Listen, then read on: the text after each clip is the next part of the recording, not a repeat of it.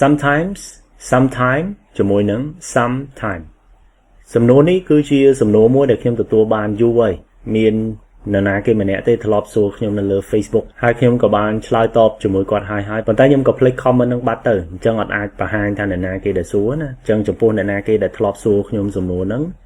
ការមុនខ្ញុំបញ្យល់ហ្នឹងបើសិនជាអត់ច្បាស់ហើយអាចមើលវីដេអូនេះបានណាអ្នកទាំងអស់គ្នានឹងដឹងពីភាពខុសគ្នានៃ sometimes ទៅសេមាន s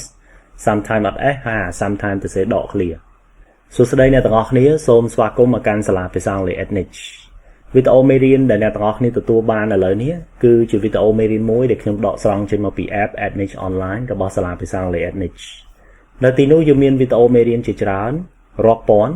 ហើយវីដេអូមេរៀនរបស់យើងតាក់ទងជាមួយនឹងប្រធានបទផ្សេងៗគ្នាអាចមានជា vocabulary grammar IELTS TOEFL writing លក្ខណៈនៅទីនោះអ្នកទាំងអស់គ្នាមើលវីដេអូមេរៀនបែបនេះហើយអ្នកទាំងអស់គ្នាមានលំហាត់ធ្វើទៀតដើម្បីឲ្យដឹងថាខ្លួនឯងមើលមេរៀនហ្នឹងចេះឬក៏មិនចេះលំហាត់ទាំងអស់ហ្នឹងបើសិនជាអ្នកទាំងអស់គ្នាធ្វើហើយមានចម្ងល់តាក់ទងជាមួយលំហាត់ឬក៏មេរៀនអ្នកទាំងអស់គ្នាអាចចោទសួរលោកគ្រូអ្នកគ្រូនៅលើ app Ethnic Online បានទៀតអញ្ចឹង app ហ្នឹងវាល្អសម្រាប់អ្នកណាគេដែលចង់រៀនភាសាអង់គ្លេសតាមរយៈវីដេអូមេរៀនខ្លីៗអញ្ចឹងណាអញ្ចឹងបើវីដេអូមេរៀនខ្លីៗនេះវាស័ក្តិសមជាមួយអ្នកទាំងអស់គ្នាហើយអ្នកទាំងអស់គ្នាចង់ប្រើប្រាស់ app Ethnic Online ដែរសូមតាក់ទងទៅ Telegram ដែលមានលេខ011 45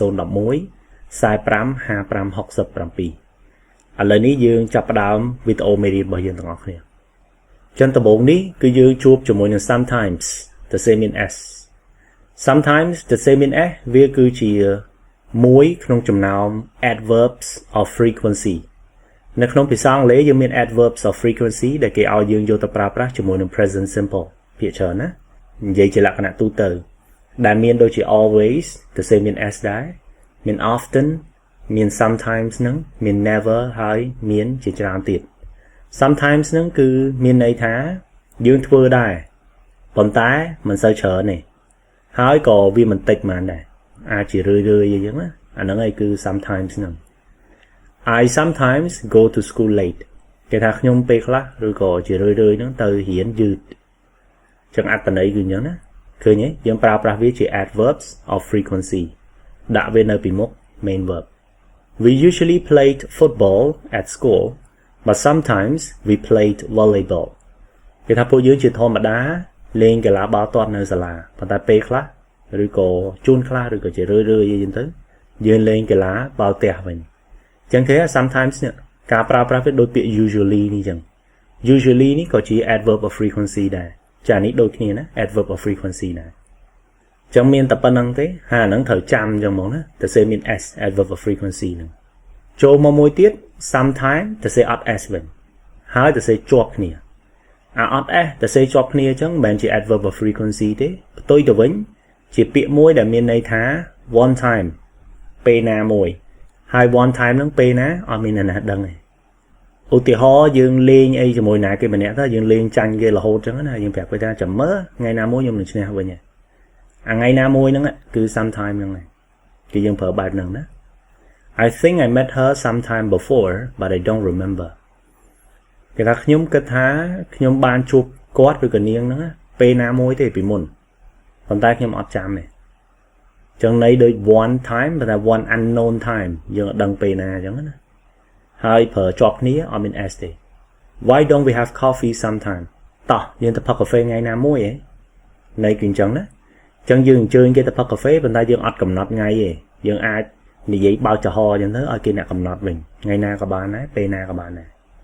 ចឹងអាពាក្យហ្នឹងអាចប្រើទាំង past ទាំង present ទាំង future អីស្រាប់តែចិត្តរបស់យើងពីព្រោះវាអត់មានតាក់ទងមួយ grammar ទេជាពាក្យមួយមានអត្ថន័យរបស់វាអញ្ចឹងតែម្ដងចឹងបានពីរណា sometimes មាន s sometimes អត់ s ឥឡូវចូលអា sometimes ដក clear វិញតើវាខុសគ្នាមិន sometimes ដក clear នេះតាមពិតយើងអត់ត្រូវយកវាមកនិយាយផងដោយសារវាមែនតែនទៅជាពាក្យមួយដែលផ្គុំទេគឺជាពាក្យ time ដែលមានន័យថាពេលវេលាហើយពាក្យ some នេះដែលមានន័យថាខ្លះអញ្ចឹង sometime ឡើយនេះដូច some money some water some អីចឹងណាយើងយក some ប្រើមួយ noun នេះ time នេះក៏ពាក្យមួយដែលជា noun ដែរអញ្ចឹងគេ sometime ពេលវេលាខ្លះមកអញ្ចឹងឧទាហរណ៍ your kids need some time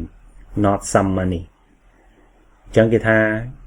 កូនរបស់អ្នកត្រូវការពេលវេលាខ្លះមិនមែនលុយខ្លះទេ តែសេចេះតាមពិតណាអ្នកចេះភាសាអង់គ្លេសច្រើនគឺគេអានមកមានអារម្មណ៍ឆ្កងមកពីព្រោះពាក្យហ្នឹងគេអត់គួរសេចឹងទេគួរសេដូចក្រុមនេះវិញមិនត្រូវនេះ Your kids need some of your time not your money គេថាកូនរបស់អ្នកត្រូវការពេលវេលាខ្លះរបស់អ្នកមិនមែនលុយរបស់អ្នកទេចឹងដូចសម្ដីយើងបដៅគេចឹងអ្នកខ្លះរវល់ធ្វើការរស់ស៊ីខ្លាំងពេកភ្លេចមើលកូននេះចឹងណាចឹងយើងនិយាយពាក្យហ្នឹងហេតុអីបានតែសេអាក្រុមនេះវាល្អជាងដោយសារយើងកំពុងតែនិយាយ your kids កូនរបស់អ្នកយើងមិននិយាយទូទៅទេទៅសេខាងលើនេះដូចទូទៅពេកចឹងសេខាងក្រោមនេះសង្កត់ន័យហើយប្រើ possessive adjective មួយនៅពីមុខដើម្បីបញ្ជាក់ឲ្យច្បាស់ហ្មងថាយើងកំពុងនិយាយពី your kids and you not the other people ហើយមិនតែករណីមួយហ្នឹងណា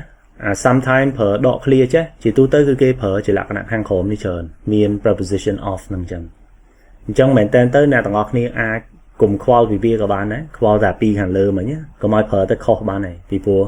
អាពីលើបានងាយច្រឡំជាងអាក្រោមនេះមិនសូវច្រឡំបានទេអញ្ចឹងចប់ហើយណាអ្នកទាំងអស់គ្នាមេរៀនរបស់យើងមានតែប៉ុណ្្នឹងណាបើសិនជាអ្នកទាំងអស់គ្នាចាប់អារម្មណ៍ចង់ប្រើប្រាស់ app NH online